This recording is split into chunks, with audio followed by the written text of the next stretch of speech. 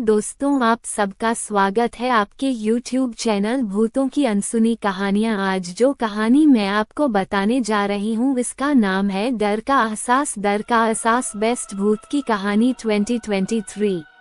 यह एक भूत की कहानी है। साल 2004 की बात है, जिसमें उमेश नाम के एक टीचर को एक बार डर का एहसास हुआ। एक गांव के छोटे से स्कूल में वो पढ़ाते थे। वो स्कूल में सारे बच्चों को बहुत प्यार करते थे। बच्चे भी उनकी सारी बातें मानते थे। उनका घर स्कूल से बहुत दूर था और उन्हें आने जाने में बहुत दिक्कत होती थी, इसलिए उन्होंने स्कूल में एक अच्छा सा कमरा देखकर वहीं पर रहने लगे और बीच बीच में अपने गांव भी चले जाते थे। कमरा एकदम अच्छा था, खिड़कियों से ताजी हवा आती थी और स्कूल के थोड़ी ही दूर पर एक छोटा सा गांव था, इसलिए कोई डरने की बात भी नहीं थी। टीचर वहां आराम से रहने लगे। ऐसे ही कुछ दिन बीत गया।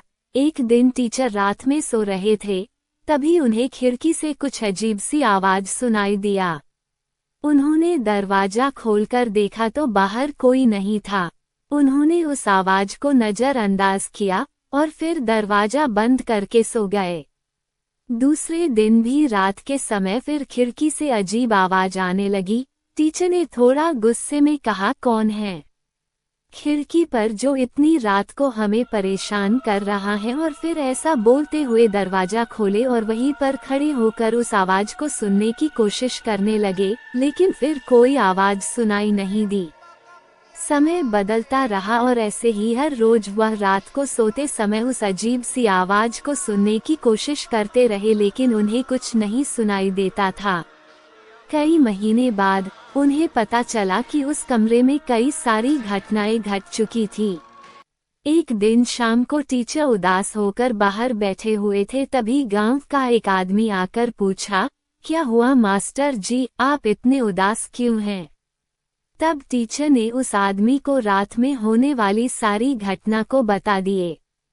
तब उस आदमी ने टीचर को बताया, बहुत साल पहले इस कमरे में कई सारी घटनाएं हो चुकी हैं और इस कमरे में एक स्वामी नाम का आदमी अपने परिवार के रहता था। किसी कारणवश उसके परिवार वाले ही उसकी हत्या कर दिए और इस कमरे को छोड़कर भाग गए। तब से लेकर आज तक इस कमरे में हमेशा भूत का वास रहता है और रात को आते जाते लोगों को परेशान करता रहता है। टीचर इस बात को सुनकर काफी डर गया था और कमरे में जाने की हिम्मत नहीं कर रहा था। जैसे तैसे करके रात गुजारा और दूसरे दिन ही वो स्कूल छोड़कर हमेशा के लिए अपने गांव चला गया और कभी उस कमरे को देखने के लिए भी नहीं आया, क्योंकि उसे डर का एहसास होने लगा था। ऐसी ही सच्ची डरावनी कहानी को सुनने के लिए हमारे चैनल को सब्सक्राइब करें। धन्यवाद।